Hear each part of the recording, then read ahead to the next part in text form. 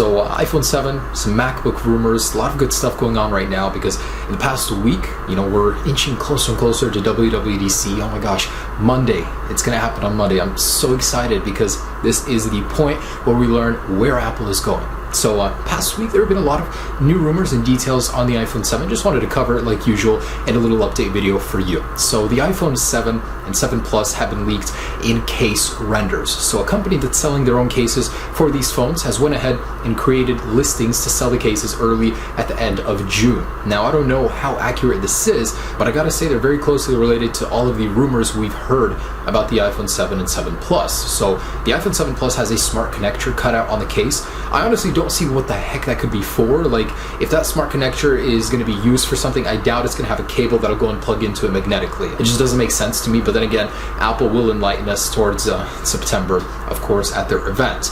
But other than that, we can see it has a dual lens camera. And the interesting thing is there are now 2 microphones up top. On the bottom, there is a microphone cutout as well. So will the iPhone 7 Plus have 4 microphones, including one right next to the camera?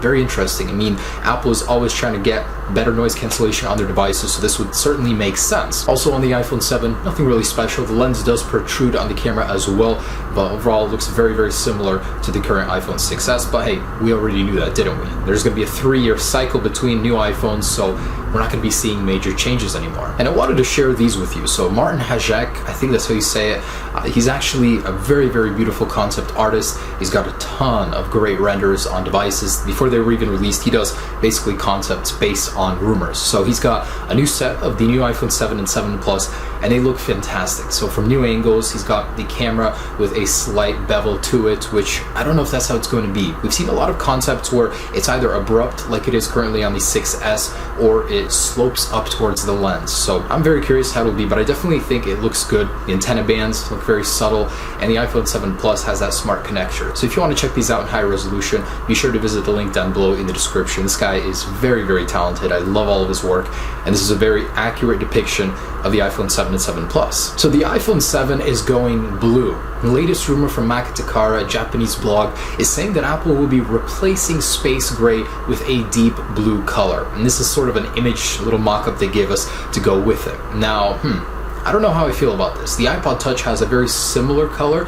It's probably not as dark as it's rumored to be, but if Apple actually replaced the iPhone with this color, I think a lot of people would be unhappy. Space gray is a very, very popular color. I think to make an addition to the lineup, a 5th color would be acceptable, but to replace space gray, I don't know. The only thing I would replace space gray with is a dark black color for the iPhone, a completely, like jet black like the iPhone 5. That would be great, but who knows? And it's a very sketchy rumor. It's really unconfirmed, but this blog has had some points in the past where, it's rumors that it pointed out did happen to be true. So whether or not this new color option will happen, who knows? I just think it's a very interesting choice. So in the past, I have talked extensively about Intel and Apple's partnership on the iPhone 7. We know that Intel will be making a majority of the LTE chips for the iPhone 7. Now another partner has been introduced. So Qualcomm will be making about 60% of the LTE modem chips for the iPhone 7. So it'll be between Intel and Qualcomm. What's more interesting is that they will not be making the very same LTE chip. Intel will be focusing on AT&T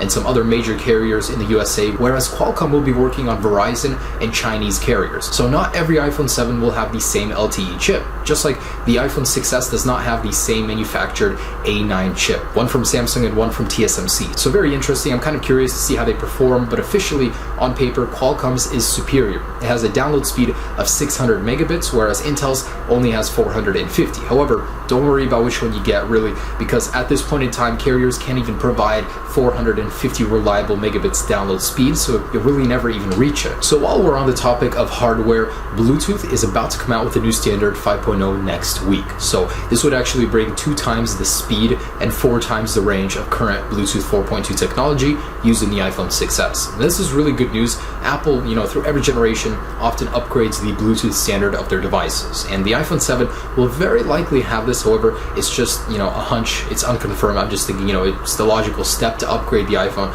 to this new standard. Now what's cool is that this update may actually even be available to older devices like the 6s through a software update. Apple actually updated Bluetooth from 4.0 in the iPhone 6, 6 Plus, and iPad Air 2 to Bluetooth 4.2 through a similar software update. However, just because of how much difference there is, it probably will be a hardware upgrade, and it'll be exclusive to the iPhone 7 if it does come with it. So something really neat, Apple was just granted a patent for a waterproofing technology on the speaker. The patent was actually titled Liquid Resistant Acoustic Device, and it basically details a method where a mesh umbrella covers the speaker port, and it's also got an oleophobic coating so it repels water from it. It's unknown if this would actually be true waterproofing, but most likely water resistance, as that is detailed in the patent notes. Now, about waterproofing in general, about the iPhone 7, it's unlikely to happen. That was a rumor way back, but now, analysts have revised that and said it will not be happening this year, most likely next year in 2017 with the new seamless display technology, front glass and back. It'll just work better and be easier to protect the internals using that design next year. I would love waterproofing on my iPhone. I think Galaxy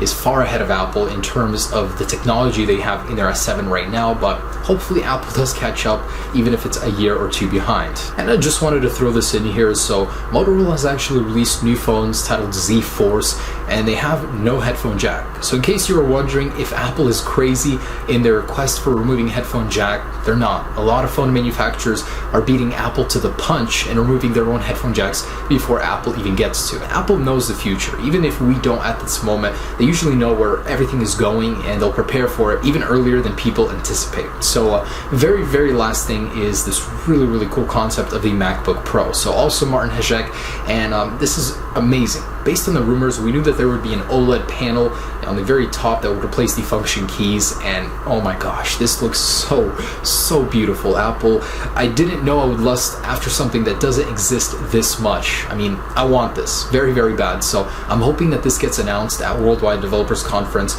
in just a few days. Man, even if Apple doesn't release it until later, I just want them to give us some hope that the Mac lineup isn't dead. Anyways, guys, there you go. That is the update on the iPhone 7 and just a couple of things that Apple is working on. So very interesting stuff. Just a few days here, guys. Hang in there. I'm so excited, but also prepared to be disappointed because Apple has had a lot of that lately. Anyways, guys, thanks so much for watching. Have a great day and stay tuned for the next update. Peace.